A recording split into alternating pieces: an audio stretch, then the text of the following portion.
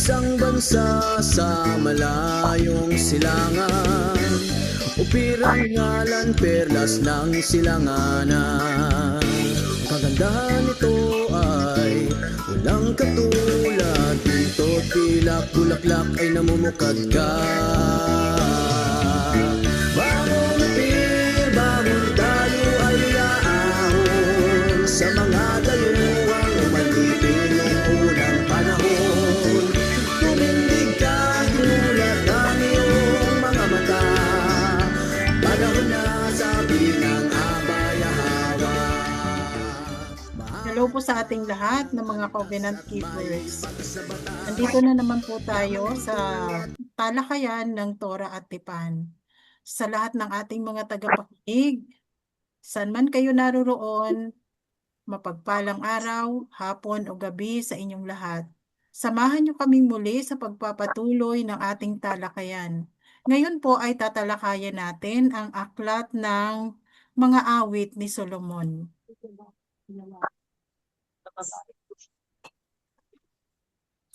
Awit ni Solomon, Kabanata 1. Halikan mo ako sapagkat ang iyong pag-ibig ay higit na kaaya-aya kaysa Adam. Kaaya-aya ang halimuyak ng iyong mga pabango. Ang iyong pangalan ay parang pabangong ibinubos. Hindi katakatakang iniibig ka ng mga dalaga. Sama mo ako, tayo'y magmamagitan. Dalhin nawa ako sa kanyang silid panghari.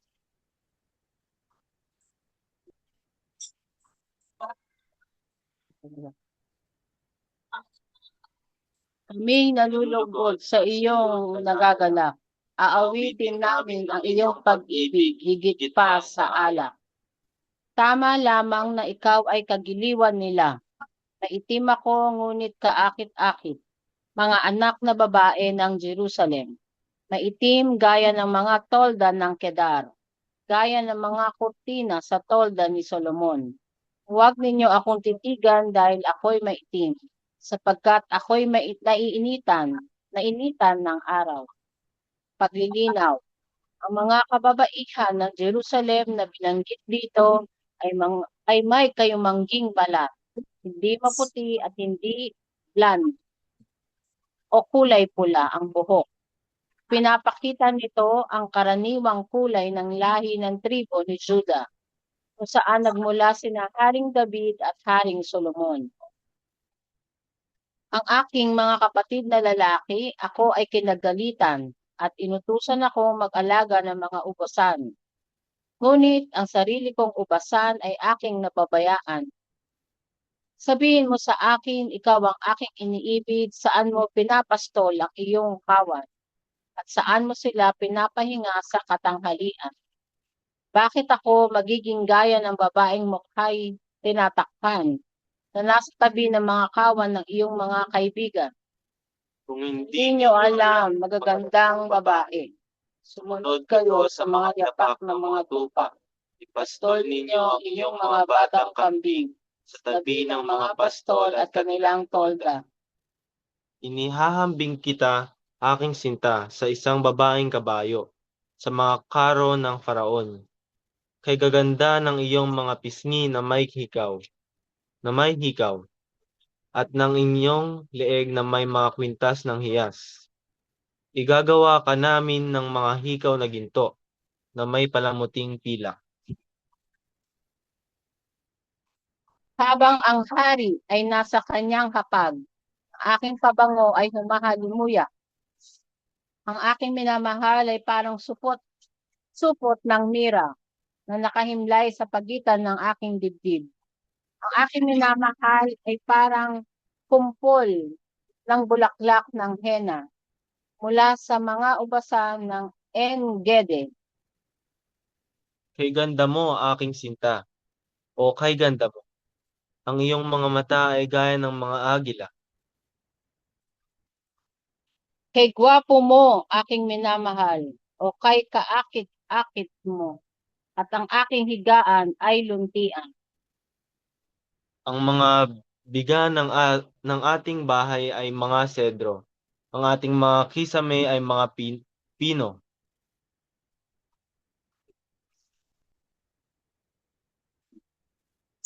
Kabanata 2. Ako'y rosas ng Sharon, lirio sa mga lambak. Gaya ng liryo sa gitna ng mga tinik, ang aking sinta sa gitna ng mga dalaga. Gaya ng puno ng datiles sa gitna ng mga puno ng igos. Ang aking minamahal sa gitna ng mga binata. Nalulugod akong umupo sa kanyang lilim, at ang kanyang bunga ay matamis sa aking panlasa. Hayaang dalhin niya ako sa bulwagang handaan, at ang kanyang pag-ibig ang maging watawat sa ibabaw ko. Palakasin mo ako ng mga datiles, pasiglahin mo ako ng mga ubas, sapagkat ako'y nangihina sa pag-ibig. Ang kanyang kaliwang kamay ay nasa ilalim ng aking ulo, at ang kanyang kanang kamay ay yumayakap sa akin. Mga anak na babae ng Jerusalem, ipinapakiusap ko sa inyo sa pamamagitan ng mga usa at mga babaeng usa sa parang. Huwag ninyong gisingin o pukawin ang aking pag-ibig. Pakinggan ninyo ang aking minamahal. Masdan, siya'y dumarating, sakay ng kabayo, tumatalon sa ibabaw ng mga bundok, lumulukso sa ibabaw ng mga burol. Ang aking minamahal ay gaya ng batang usa. Tignan ninyo, nakatayo siya sa likod ng aming pader, sumusulyap sa mga bintana, sumisilip sa mga siwang.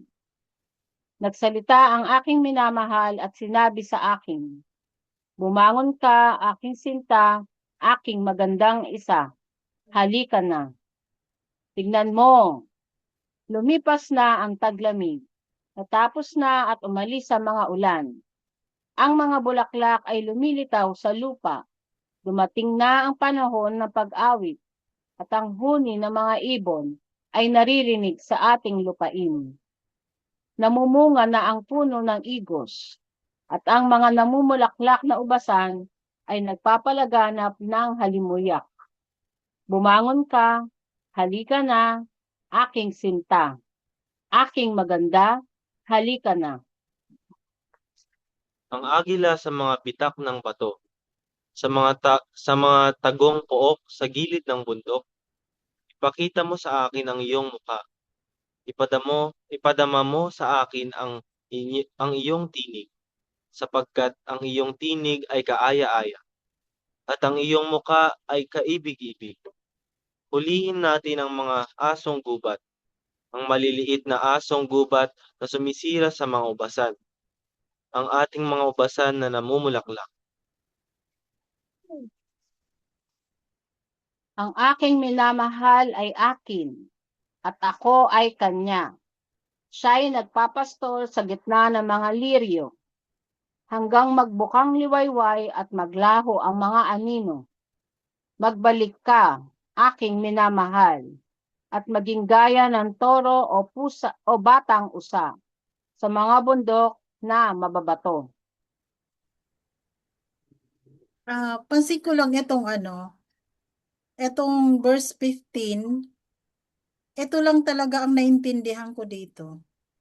Hulihin natin ang mga asong gubat, ang maliliit na asong gubat na sumisira sa mga ubasan. Ang ating mga ubasan na namumulaklak. Parang ito ay maihahambing sa isang mga maliliit na bagay na sumisira sa makalangit na kaharian, sa pagbubuo ng makalangit na kaharian. Kaya sabi dito, hulihin natin ang mga asong gubat. So, ibig sabihin, ito ay mga mapanira, sumisira sa ubasan. So, di ba pansin natin na kahit na isang yung mga maliliit na bagay na nakakasira sa sa ating samahan, 'di ba? Oo, relasyon, di Sa ba? relasyon, oo. Kasi pwede yung relasyon din yan ng ano eh. Yung mga ubasan na namumulaklak. So yung mga Oo. maliliit na bagay na nakaka-distract, mga ano, Oo. mga hulihin bago makagapinsala pa na mas Oo. malaki. Diba? Hmm. Kasi parang ano itong awit na to is relationship. Alalahan natin, marami daw kinompose si Haring Solomon. Kung ilan yung asawa niya, ganun din gadami. Pero ito lang ang nakaano, ito lang ang na ano na isama sa Torah kasi ang babaeng ito ay isang Israelita. Namumukod tangi siyang maitim. Yung iba kasi mga foreigner, although ang Egyptian maitim din, ano? Pero ito yung ano ito namumukod tanging tribe of Judah, yung babae. Kaya ito lang ang isama sa Biblia, itong awit na ito. Oo, para ipakita sa atin dito kung ano ba talaga ang tunay na kulay ng Israelita. So, Oo. Sabi, oo, yung balikan natin sa ano, sa verse 1 ay chapter 1 kanina, dito yung sinabi na ano, yung kanyang kulay, ito sa paglilinaw. Ayan no. Kasi kasi sabi ang ko, kwento dito parang huwag ninyo akong nahihiya siya. titigan dahil ako'y maitim sapagkat ako'y nainitan ng araw. So, yun ang tinutukoy dito ng mensahero na ito ang totoong kulay ng mga Israelita. Yung may ano bang tawag doon? May Tsaka Melanin. alalahanin mo, delikadesa. oo, May alalahanin mo ang mga delicate ibang, sila, delicate. oo, Humble at saka simple na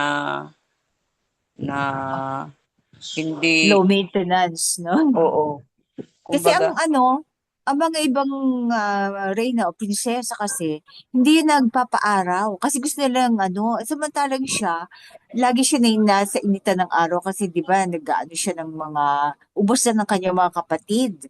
Tapos sarili niya ubusan na pabayaan niya. Pero kaya sa daw, sa handaan, sa mga piging ang hari, may inferiority complex siya, nahihiya siya kasi siya ang pinakamaitim. Samantala ibang reyna, mga kasi hindi na mapupusyaw ang kulay, hindi na arawan. Pero ang sabi niya, his banner over me is love. Pero siya ang paborito pa rin ng hari.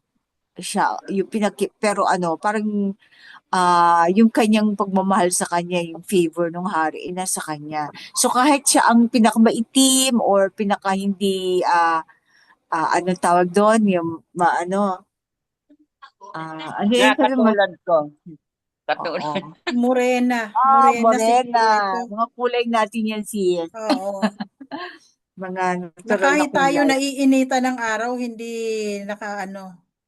Mm-mm. kumbaga Natural na natin. bumabalik yung kulay natin. Oo.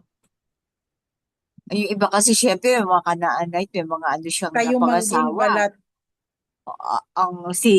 Si Haring Solomon, maraming asawa yan, iba-ibang ng hari, anak, asawa, di ba, mga so maiba-iba ang hitsura Mga, niya, magaganda oo, talaga.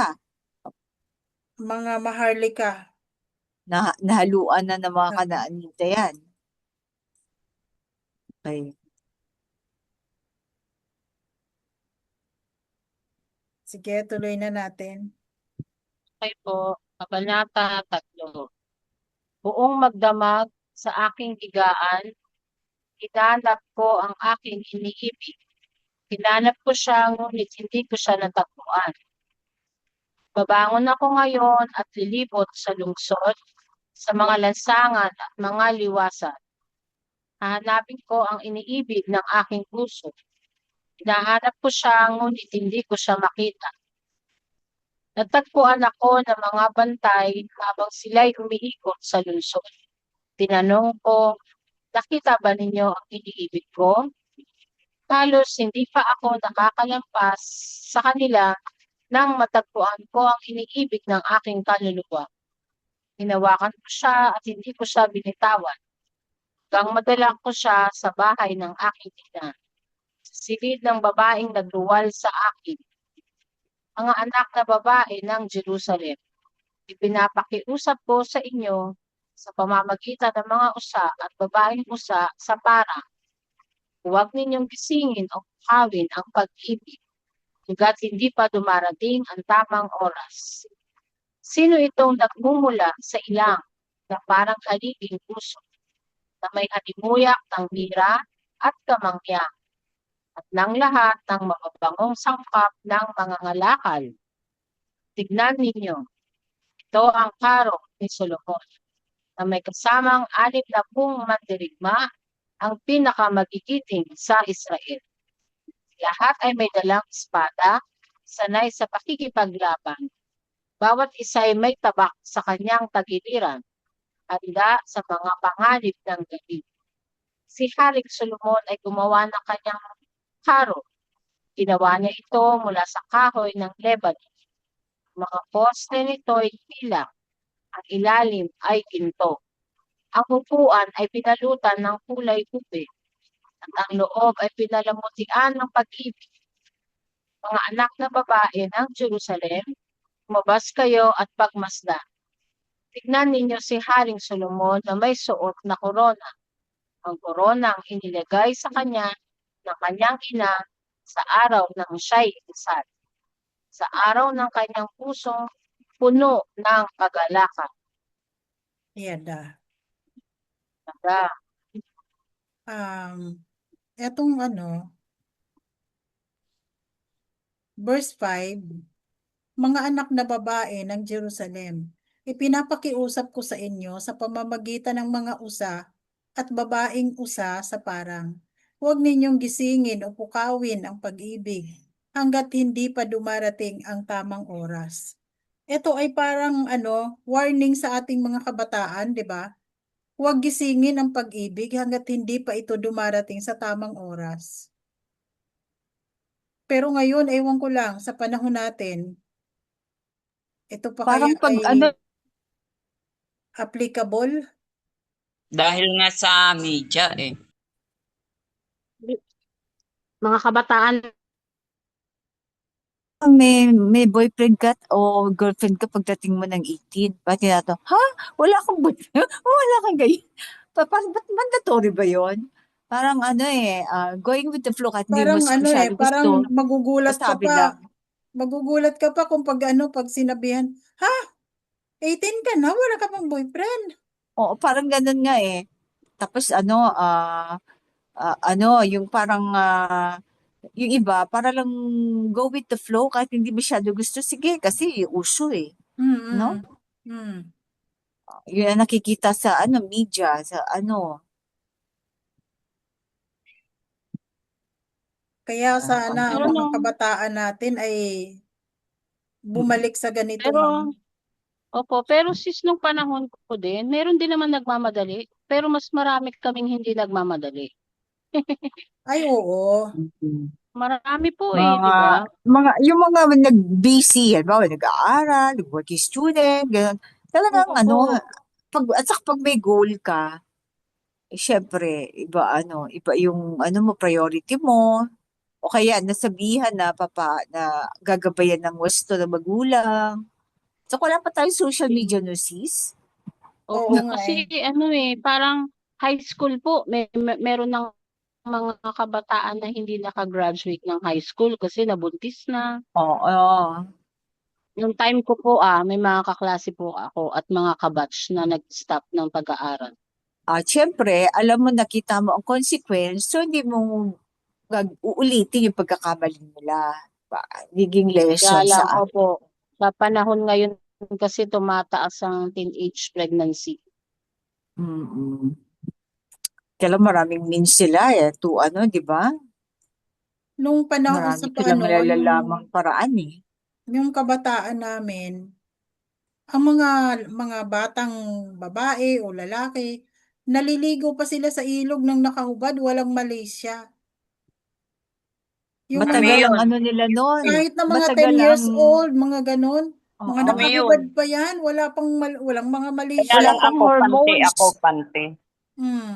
Kung mga Ngayon is, elementary Yung mga yun, iba wala nakahubad. pang mali siya. oo, Oo. yung hormones nila matagal ang onset. Ngayon kasi sa mga kinakain natin, napaka ano ng hormone, mataas ano ba yun, estrogen. Kaya madaling magdadalaga ang mga babae. Maaga nagme-mens. Kasi yun ang mga booster na nilalagay sa mga animal para lumaki ng mabilis, mag-produce maraming milk, di ba? Mabilis ang cycle. Wala po Ang sigurong mali kinain, siya, pero may crush na. Pero hanggang dun lang.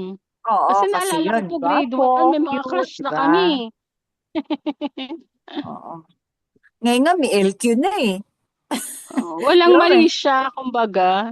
Tsaka Mga parang ano, hindi seryoso na Wala sa isip. mag-aasawa ng mga maaga. mutual Depende po lang, mga siguro sa mutual lang. tao. Opo. Kumbaga sa isip natin, sis, we are innocent sa mga bagay na ganyan. At hindi natin naiisip yan kundi lang laro, maglaro sa mga ano, wala sa isip natin kasi yan. Ngayon, mulat na, pati TV, Mga nakikita nakakatakot na yung sa nila. mga online games. Ang dami yung Oo. predator. Kung Kaya nga, ano-anong Opo. no? Noon kasi may Akala mo, takot pa sa matatanda, sa magulang, sa mga lola at lolo. May takot pa noon eh. ngayon, democracy eh. Wala nang sa authority, democracy. Kaya Freedom of talagang choice. walang naitutulong yung ano na yan, democracy na yan eh. Demon crazy daw eh. Ngayon kahit na yung 5 years old pa lang na bata, ayaw nang ipakitang katawan. Nahihiya na. Mm-mm. Samantalang May mali dati, siya agad, no? May mali siya oo, na may sila. mali siya agad. Dati, mga 10 years old to 15 years old, nakaubad pa, butubad pa yung naliligo eh.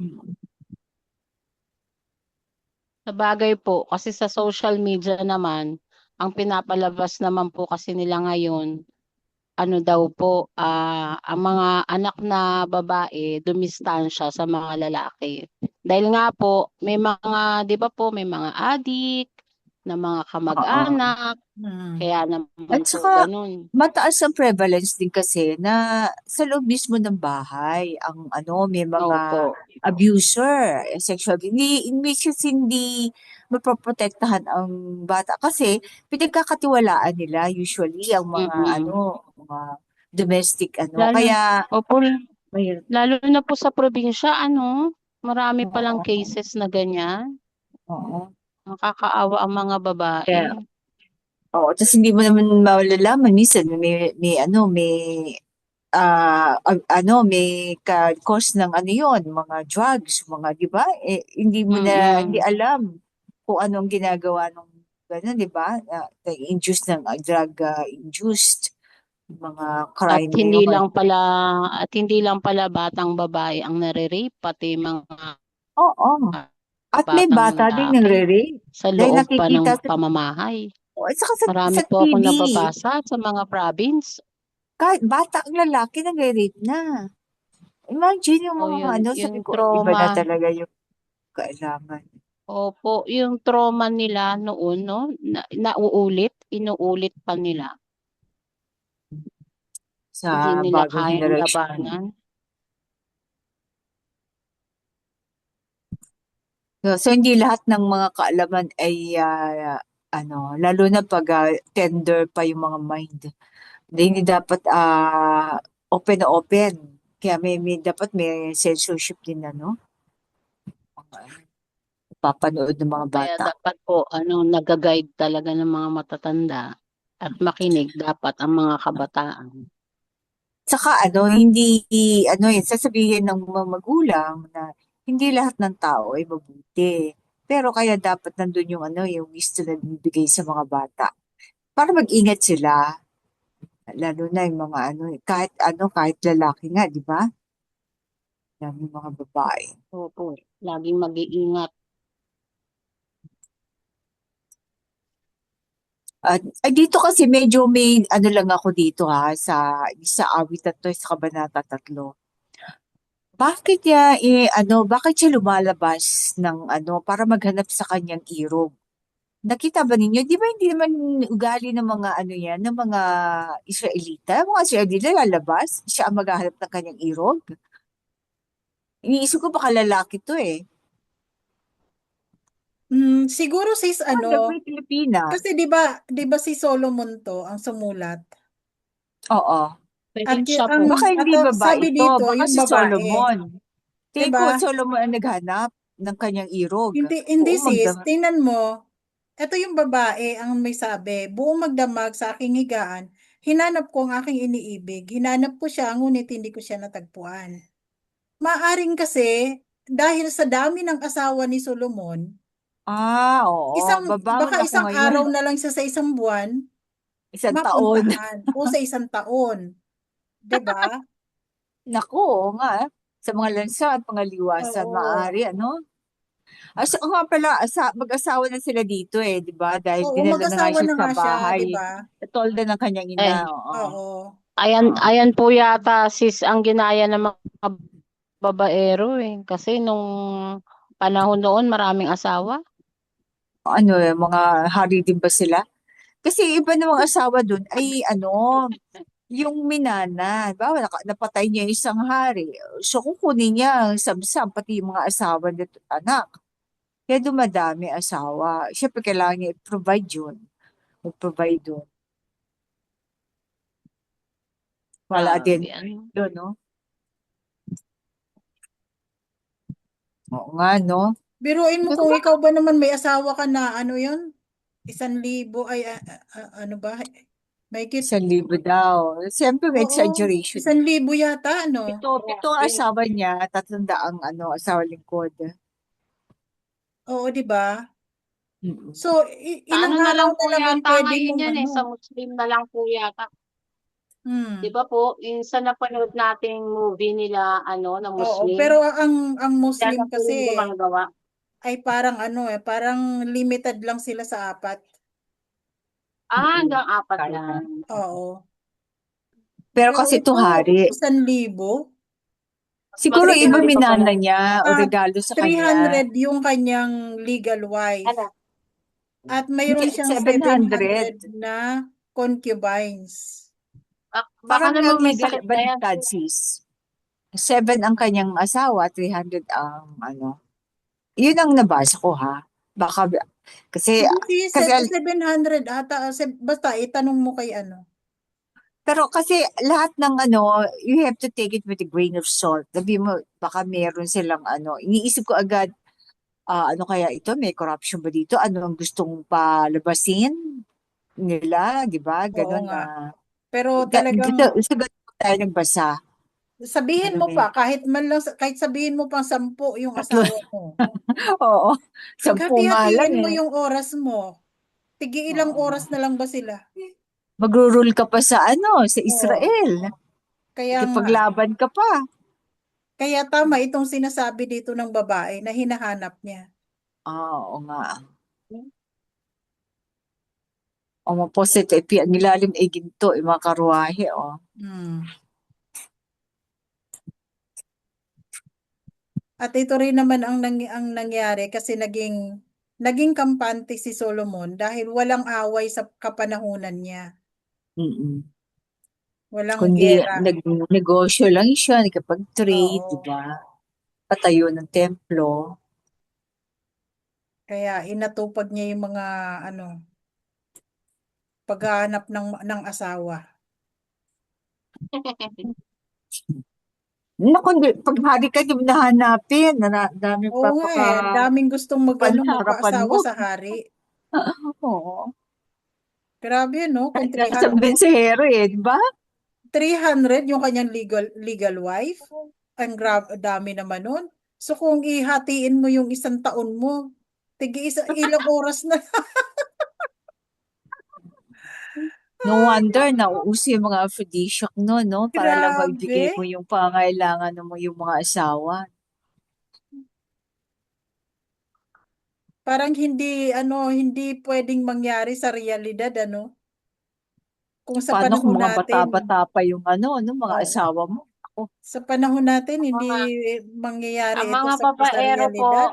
Ngayon, halos mga sundalo, mga pulis. O, yun lang. Mga Mga ano lang yan, sis, nagdedestino. hit and run. So, wala talagang ano, Hindi, walang sis. commitment. Alam mo, may kultura one night, niyan. one night stand Senado, po. Oo, sis, mga senado, congressman. Yun yun. ang ano, parang kakaiba ka. Exception to the rule kapag wala ka. Yan. Tapos kung mag-tip nga daw ang mga politiko natin, 300,000? Kilala ko yun. Grabe, no? Kakapatid yun. Kaya pala ako Ah, Wala pa yun, ha. Basta umattend lang sa kanyang ano. Oo. Wala pa ginagawa yun. Okay, baka ano, may mga kabataan tayong kasama. Sige. Ayun na. Okay, sige. Lalaki naman ngayon. Kabanata 4. Kabanata 4. Kay ganda mo aking sinta. O ikaw ay kay ganda. Ang iyong mga mata sa likod ng belo ay gaya ng mga mata ng agila. Ang iyong buhok ay parang kawan ng mga tupa na bumababa mula sa kaburulan ng Gilead. Ang iyong mga ngipin ay gaya ng kawan ng mga tupang bagong gupit na umaahon mula sa paghuhugas. Isa'y may kapareha, wala ni isa ang nag-iisa. Ang iyong mga labi ay parang pulang laso, kaakit-akit ang iyong bibig.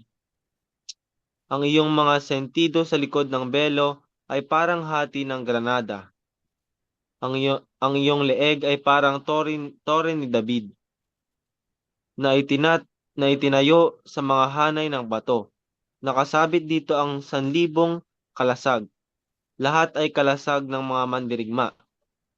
Ang iyong mga dibdib ay parang 2 batang usa, magkakambal na usa na nanginginain sa gitna ng mga liryo, hanggang magbukang liwayway at maglaho ang mga anino. Pupunta ako sa bundok ng Mira at sa burol ng Kamangyan. Ikaw ay lubos na maganda, aking sinta. Walang anumang kapintasan sa iyo. Sumama ka sa akin mula sa Lebanon, aking kasintahan. Sumama ka sa akin mula sa Lebanon.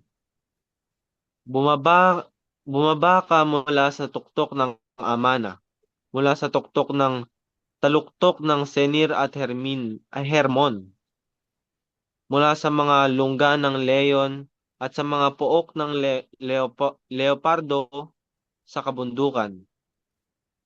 Ninakaw mo ang aking puso, aking sinta, aking kasintahan. Ninakaw mo ang aking puso sa isang sulyap ng iyong mga mata, sa isang hiyas ng iyong kwintas, kay sarap ng iyong pag-ibig, aking sinta, aking kasintahan. Higit na kaaya-aya ang iyong pag-ibig kaysa sa alak, at ang halimuyak ng iyong pabango kaysa sa alinmang espasya.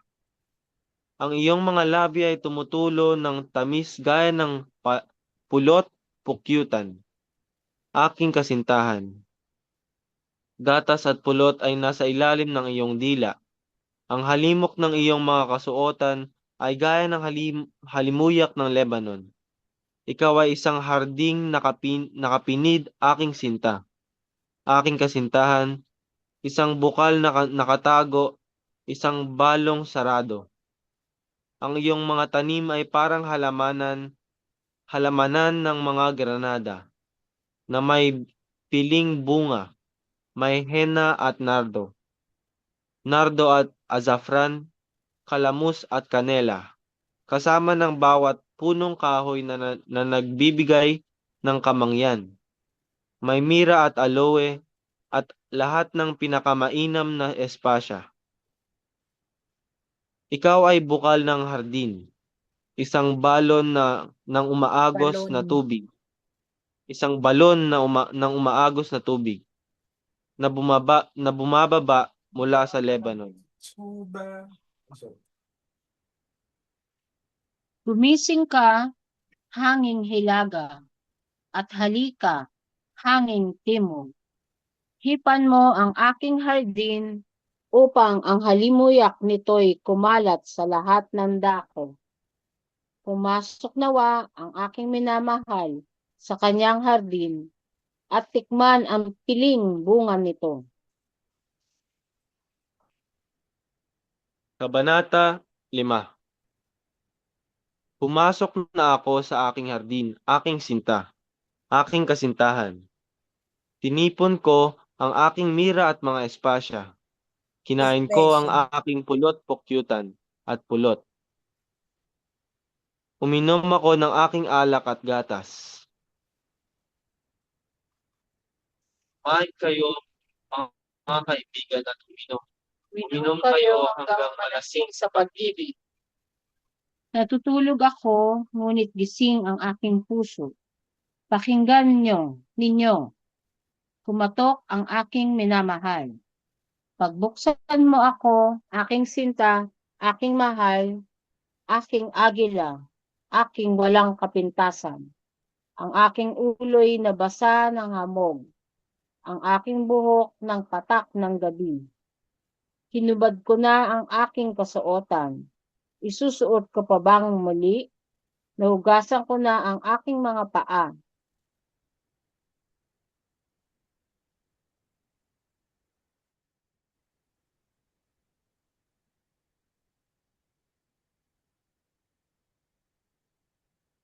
Nawala ka, sis. Bakit taas po, sis? Dito pa lang tayo sa ano? Sa Dudumi. Nahugasan ko na ang aking mga paa. Dudumihan ko pa ba uli? Ipinasok ng aking minamahal ang kanyang kamay sa siwang ng seradora at ang puso ko'y kumabog para sa kanya. Bumangon ako upang pagbuksan ang aking minamahal at ang aking mga kamay ay tumutulo ng mira, ang aking mga daliri ng mabangong mira sa hawakan ng tarangkahan. Binuksan ko para sa aking minamahal, ngunit siya'y nakaalis na. Wala na siya. Nanlumo ang puso ko sa kanyang paglisan.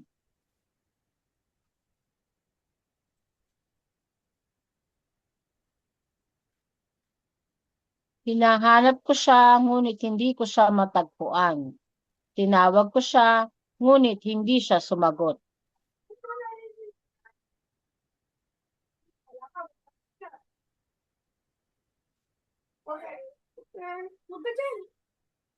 Hindi mo ba makita, sis? Nasa taas pa lang tayo. Verse 7. Pakitaas po. Nasa taas na, sis. Verse 7.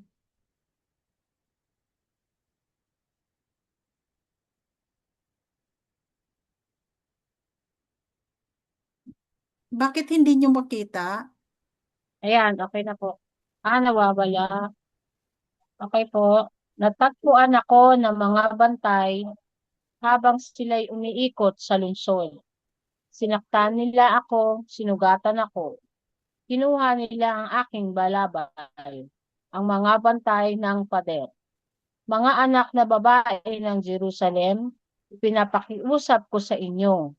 Kung matagpuan ninyo ang aking minamahal, sabihin ninyo sa kanya na ako'y nanghihina sa pag-ibig. Paano ba nakakahigit sa iba ang minamahal o pinakamaganda sa mga babae? Paano ba nakakahigit sa iba ang iyong minamahal at ganyan mo kami utusan? Ang aking minamahal ay maputi at mamula-mula, namumukod tangi sa 10,000. Ang kanyang ulo ay dalisay na ginto. Ang kanyang buhok ay kulot at kasing itim ng uwak. Ang kanyang mga mata ay gaya ng mga agila sa tabi ng batis, hinugasan sa gatas, nakapwesto na parang mga hiyas. Ang kanyang mga pisngi ay parang mga taniman ng espesya na nagbibigay ng halimuyak. Ang kanyang mga labi ay parang mga liryo na tumutulo ng mira. Ang kanyang mga bisig ay parang mga pamalo ng ginto na may palumuti ng topasyo. Ang kanyang katawan ay parang pinakintab na garing na inilarawan ng lapis lazuli. Ang kanyang mga binti ay parang mga haliging marmol na nakatayo sa tuntungan ng dalisay na ginto. Ang kanyang anyo ay gaya ng mga punong sedro ng Lebanon, pinakamahusay sa lahat. Ang kanyang bibig ay purong tamis. Siya ay lubos na kaakit-akit. Ito ang aking minamahal. Ito ang aking kaibigan. Mga anak na babae ng Jerusalem.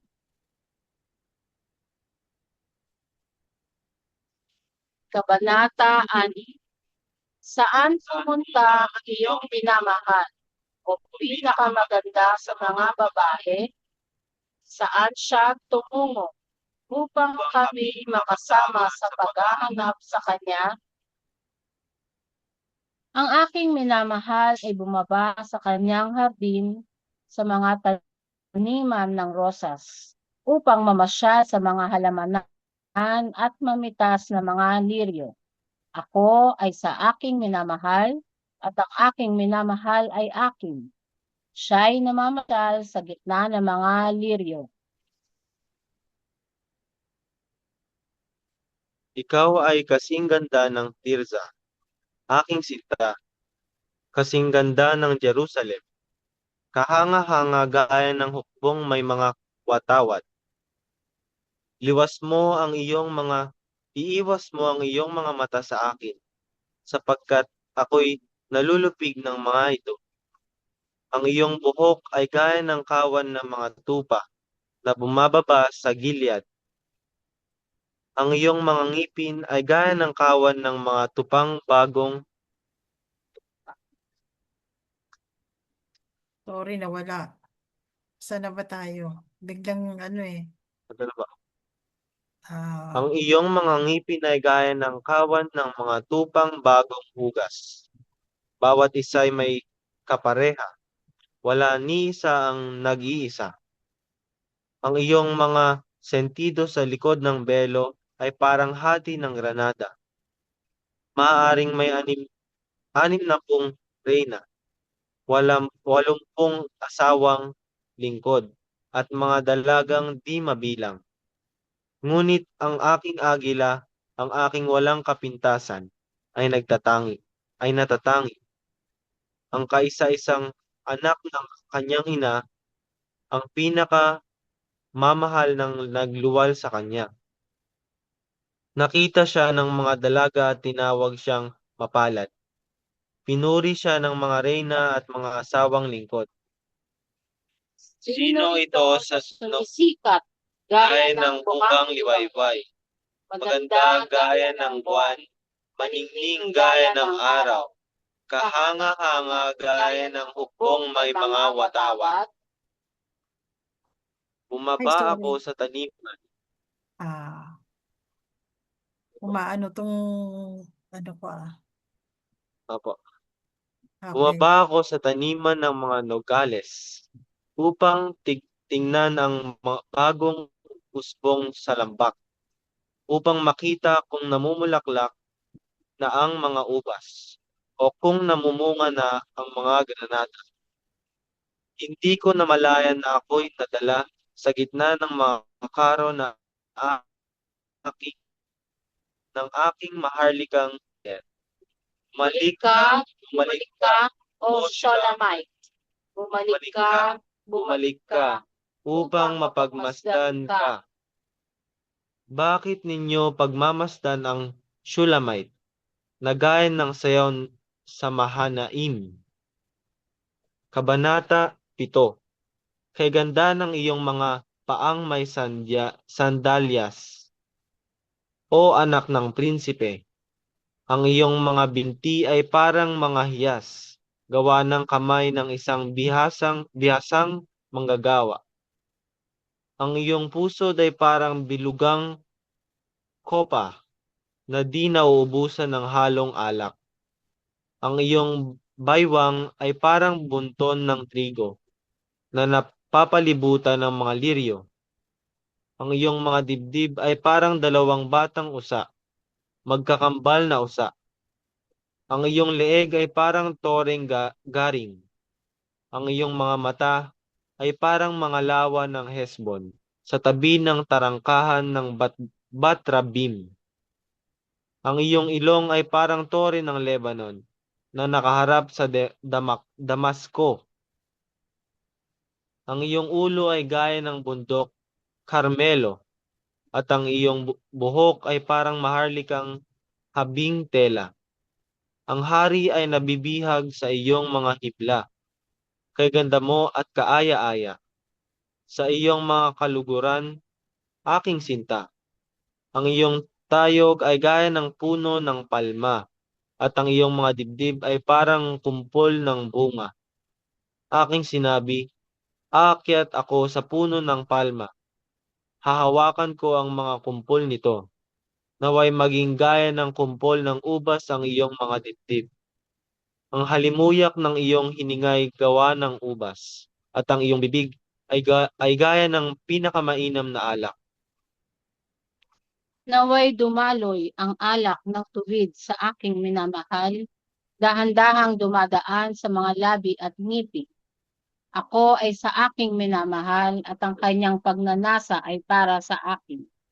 Halika, aking minamahal, tayo'y pumunta sa kabukiran at magpalipas ng gabi sa mga nayon.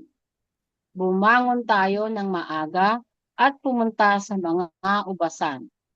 Tignan natin kung sumibol na ang mga baging, kung bumuka na ang mga bulaklak, at kung namulaklak na ang mga granada, at kung namumulaklak na ang mga granada. Doon ko ibibigay sa iyo ang aking pag-ibig. Ang mga mandragora ay nagpapalabas ng halimuyak, at sa aking pintuan ay naroon ang lahat ng masasarap na bunga, bago at luma, na inihanda ko para sa iyo, aking minamahal.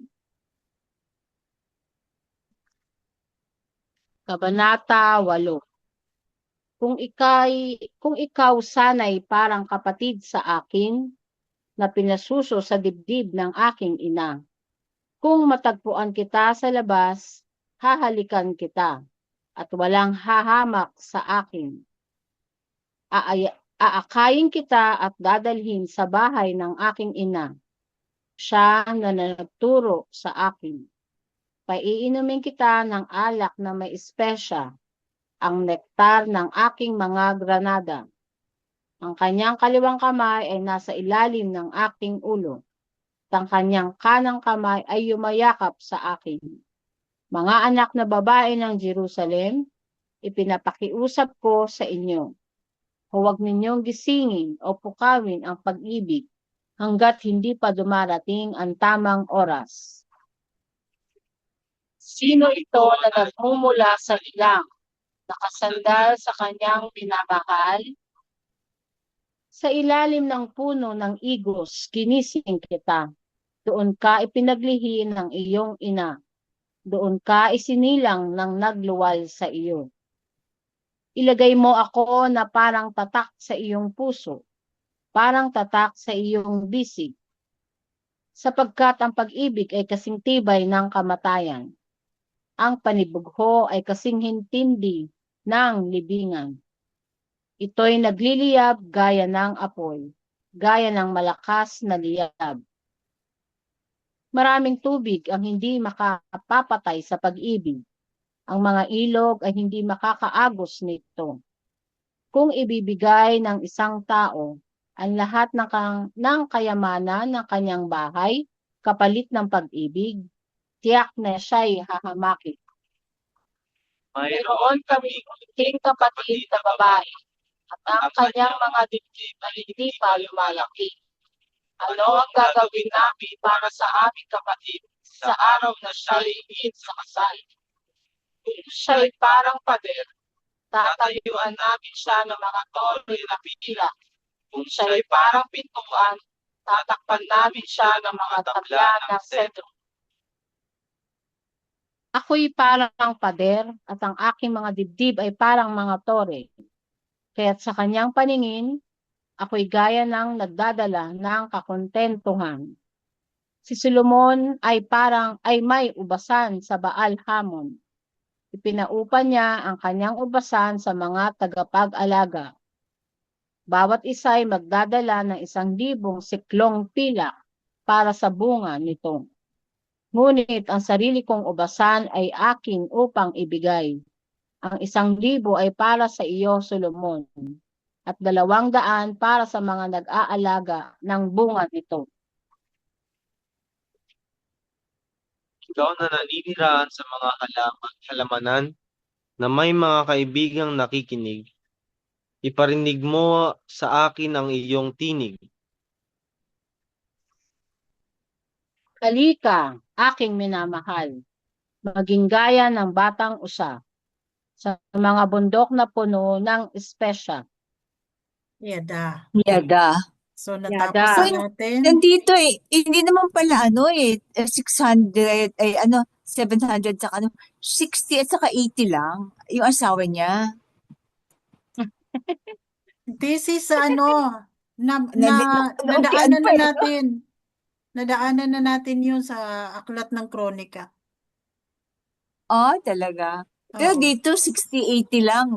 Oo. Ito siguro yung kanyang pinakamamahal. Ito bata pa siya dito siguro. Oo. Hindi pa siya marami pa nadagdag. Kasi ito, kabataan pa niya nito eh. No? Inilalarawan niya nga ito yung mga kasintahan niya. Pero yung una, ayun ang naging asawa niya, yung maitim. Mm-mm. Dito, di ba, inilalarawan niya mga kasintahan niya. So, hindi niya pa asawa. So, Hindi ko parang, naintindihan yung iba eh. parang pinapakita din dito ni Solomon kung gaano karami ang kanyang nagugustuhan. Oo. At saka Na, nagkakagusto sa kanya. Kasi alalahanin mo, oo. si Bathsheba, nanay niya, maganda yan. Kaya nga ni Haring David eh, no? Mhm. Kaya maraming nagkakagusto mo. Good looking to. Pero ang tanda ko, sabi namin Zero doon sa ano ba yan? Habang binabasa natin, di ba sabi namin Zero, actually, tanggalin na nga ito ni aklat na to. Oo nga eh. Gusto na itong ipatanggal ng misayero. Oo. Sabi niya, nakakaano, actually, isa lang naman dito naintindihan ko eh. Yung kulay ng babae. babae Yun na lang gusto niya, mula sa Jerusalem. So, ibig sabihin, yun, tribe ni Judah. So, yun lang naman ang na napansin niya maitim. dito. Kaya sabi niya, pwede bang tanggalin na lang natin ang aklat na ito? Parang walang kabuluhan. Kaya lang sabi niya, o sige, hayaan na nga natin para makita natin kung paano manligaw si Solomon. Masyado kasi Kaya lang, parental guidance pala to, hindi Oo, dapat parental yung guidance lalaki. to eh. may mga mga hindi yung mga literal, mga siya, mga talinhaga. Mga siya. matalinghaga. Pero ang ibig sabihin niyan, kung naiintindihan natin, idinidescribe dito ni Solomon yung mga babae na kanya nagugustuhan. At kung Sabi nito, paano din siya nagustuhan nitong mga babaeng ito. Na tapos, inihahambing niya sa isang ubasan. oo. Dahil Tapos, itong, number 2, yung sinasabi niya na tingnan ninyo ang aking ubasan kung ito'y namumulaklak na at namumunga. Ibig sabihin, yung kanyang mga naging kasintahan o mga concubines niya, sila ba ay nagkaanak na, sila ba ay 'di ba? Kung nagkaroon na siya ng anak doon sa mga kasintahan niya. Kasi mayroon siya mga concubines na hindi niya naman pinakasalan at mayroon siya mga legal na asawa. So, parang iba yung yun ang pagkaintindi ko eh. yun ang Tapos, ito naman yung verse 13. Ikaw na naninirahan sa mga halamanan na may mga kaibigang nakikinig o mga chismosa. Oo. Iparinig mo sa akin ang iyong tinig. Kaibigan nakikinig eh. Mga ano eh, kinukumpare sa tore, sa ano, usa, sa Oo. Tapos yung bahala ka kanilang ng ano, kung ano yung mga imagine. description niya doon sa mga babae. Tapos, yung ipin eh, parang tupa. Isipin mo puti at walang Oo, bungi. Kasi na, lahat may na laging kapareha. may kapareha. So, ibig Lahat sabihin, may, hindi, walang bungi. perfect yung Kompleto. Perfect kompleto. teeth. Ganun ang mga Juda, magaganda ipin, no? Oo. Di. Ganda ng ipin.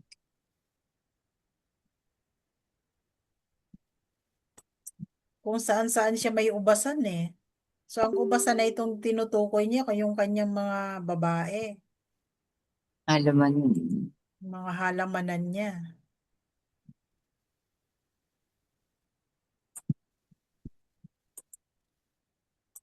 So, May ano ha, may, para kayong may ano, ni ano ha, oo ni, nga, galing ng ng ginawa ng ating mga oo, readers. si, ano, sino nga ba yan? Si Joshua, Oo. saka si Caleb, ayan, meron kayong ano, sagutan.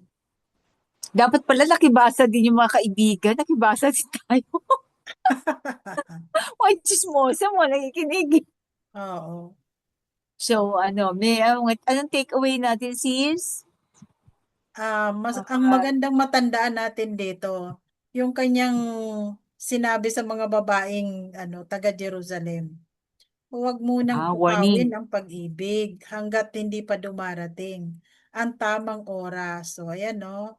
Mga anak na babae ng Jerusalem, pinapakiusap ko sa inyo, huwag ninyong gisingin o pukawin ang pag-ibig hanggat hindi pa dumarating ang tamang oras. Lahat may tamang panahon at proseso, Oo. no? Oo. Tama yan. No? Lalo na kung forever na kapartner ang iyong nahanap, dapat maghintay ng Ng tamang kaloob. panahon. Huwag yung makikigaya lang sa mga barkada, tropa, yan. Saka pag-ingatan ang sarili. So meron tayong meron tayong magandang dito awitin na kapartner. Yung kinumpose nila para sa parang wedding song. Ano bang title nun, sis? Hindi ko matandaan eh.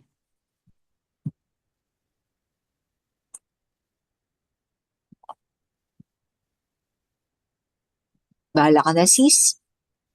Ang meron dito katulad ng Agila. Ayun, yun. Yun na lang.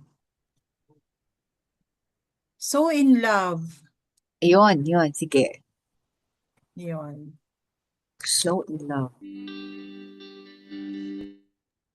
Salamat mga kapatid. Be blessed. Shalom. Hanggang sa Meron tayo. muli, mga kapatid. Maraming salamat. Salamat po. Sa susunod na talakayan, na bagong aklat. Truth has set me free and I can't hide it. You gave me your directions when I was lost. Your grace gave me life and now I am reborn. My life was unclear until you came.